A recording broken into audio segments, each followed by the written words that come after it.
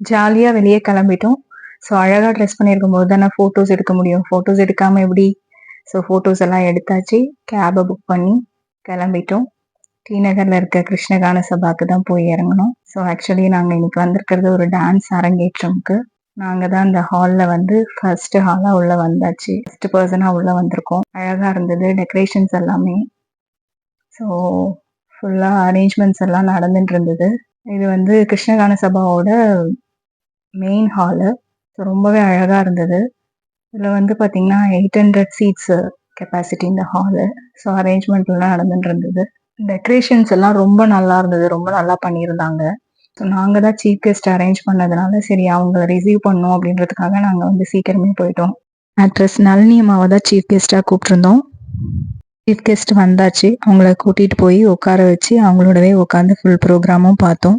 So இவங்க என்னோட favourite voice over artist Aruna. So dance ஒரு பக்கம் நல்லா போயின்னு இருந்தது. டான்ஸ் இல்லாத நேரத்தில் உங்களோட இனிமையான குரலால் அந்த நிகழ்ச்சியை ரொம்ப அழகாக தொகுத்து வழங்கிட்டு இருந்தாங்க. ஸோ ரொம்ப நல்லா போயிட்டு இருந்தது. நல்லா என்ஜாய் பண்ணோம். ஸோ அந்த டே வந்து ரொம்பவே என்ஜாயபிளாக இருந்தது. ப்ரோக்ராம் ஃபுல்லாக நல்லா பார்த்து என்ஜாய் பண்ணிட்டு ஃபைனலாக என்ன சாப்பாடு தான் சாப்பிட்டுட்டு வீட்டுக்கு வந்தாச்சு. That was a happy day. Thank God.